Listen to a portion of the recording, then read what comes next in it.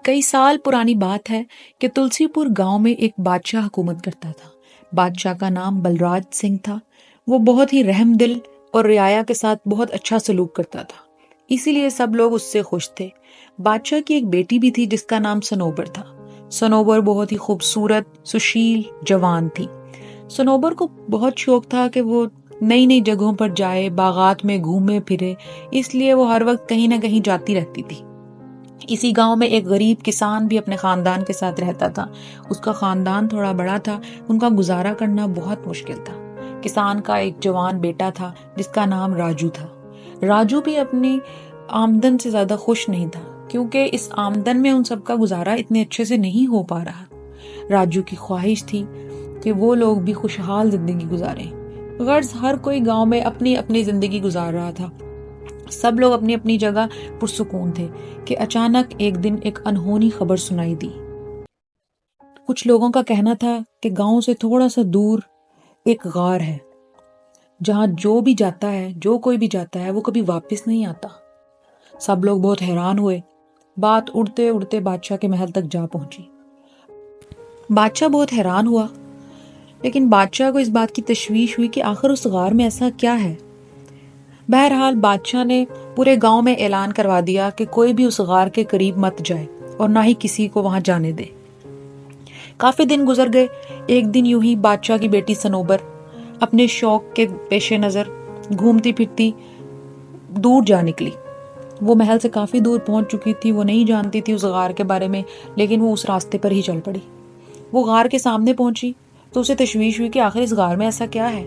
وہ اس غار کے اندر داخل ہو گئی اور پھر وہی ہوا جو پہلے لوگوں کے ساتھ ہوا تھا، وہ باہر نہ آ سکی۔ بات بادشاہ تک پہنچی۔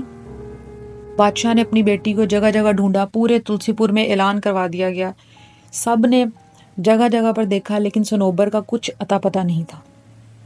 بادشاہ بہت پریشان ہوا۔ آخر بادشاہ نے اعلان کیا کہ جو کوئی بھی بہادر اس غار میں جائے گا اور میری بیٹی سنوبر کو واپس صحیح سلامت لے کر آئے گا، اسے میں منہ مانگا انعام دوں گا۔ یہ بات کسان اور اس کے بیٹے راجو تک بھی پہنچی۔ راجو نے اپنے والد سے کہا کہ میں ضرور جاؤں گا اور شہزادی اور باقی سب لوگوں کو رہا کروا کر لاؤں گا۔ کسان نے اسے سختی سے منع کیا۔ کسان نے کہا کہ تم میرے بیٹے ہو، میں تمہیں ہرگز بھی کھونا نہیں چاہتا، تو اس لیے تم نہیں جاؤ گے۔ لیکن راجو، جو کہ چاہتا تھا کہ ہمارے حالات بھی بہتر ہو جائیں، اس کے پیش نظر اس نے فیصلہ کیا کہ وہ غار میں ضرور جائے گا۔ آخر ایک دن چھپتا چھپاتا وہ غار کی طرف نکل پڑا۔ غار کے قریب پہنچتے ہی اس نے غار کی طرف دیکھا اور پھر اس کے اندر داخل ہو گیا۔ جیسے ہی وہ اندر داخل ہوا تو غار بند ہو گیا۔ اندر جاتے ہی اس نے عجیب و غریب منظر دیکھا کہ وہاں ایک بوڑھی چڑیل تھی اور غار سونا تھا، بالکل ویران تھا، اندر کوئی بھی موجود نہیں تھا۔ چڑیل اس کی طرف دیکھ کر ہنسنے لگی اور بولی کہ تم بھی باقی لوگوں کی طرح میرے چنگل میں پھنس چکے ہو، میں تمہیں واپس نہیں جانے دوں گی۔ راجو نے کہا کہ آخر تم چاہتی کیا ہو؟ تم نے کیوں ان سب لوگوں کو بھی قید کیا ہے اور مجھے بھی واپس نہیں جانے دینا چاہتی؟ تو چڑیل نے کہا کہ اگر تم واپس جانا چاہتے ہو اور ان سب کو بھی لے جانا چاہتے ہو تو میری 3 پہیلیاں ہیں جو تمہیں بوجھنی ہوں گی۔ اگر تو تم صحیح طرح ان کا جواب دے پائے تو میں تمہیں اور ان سب لوگوں کو یہاں سے جانے دوں، نہیں تو تم بھی باقی لوگوں کی طرح یہیں پہ ہمیشہ ہمیشہ کے لیے قید ہو جاؤ گے۔ راجو سوچ میں پڑ گیا، آخر ان پہیلیوں کا اس غار سے کیا تعلق ہے؟ پھر راجو نے آخر کچھ سوچ کر جواب دیا کہ ٹھیک ہے، تم پہیلیاں پوچھو، میں جواب دوں گا۔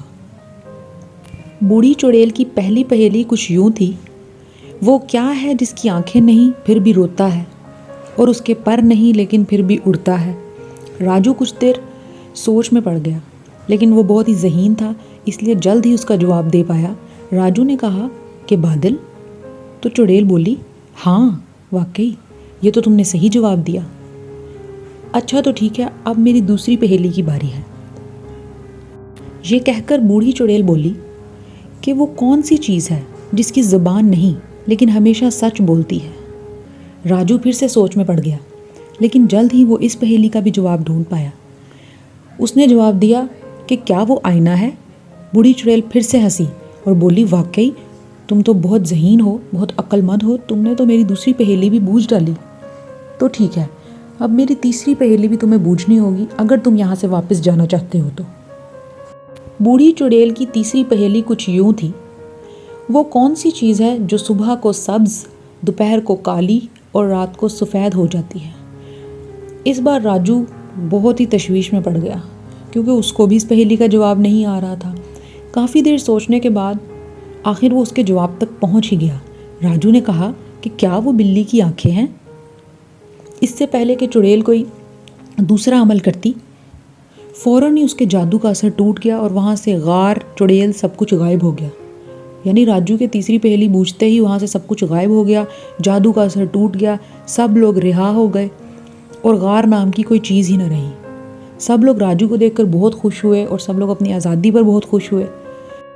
उन सब कैदियों में सनोबर भी थी, वो भी रिहा होकर बहुत खुश हुई। सब लोग बादशाह के महल पहुँचे। महल पहुंचकर राजू ने बादशाह को सारा किस्सा बताया और बताया किस तरह उसने पहेलियाँ बूझी और उसके बाद जादू का असर टूट गया। बादशाह बहुत खुश हुआ। सब लोगों ने राजू को बहुत दाद दी कि तुम्हारी इस जहानत की वजह से आज ये सब लोग वापस आ गए, और बादशाह अपनी बेटी को वापस पाकर बहुत ही ज़्यादा खुश था।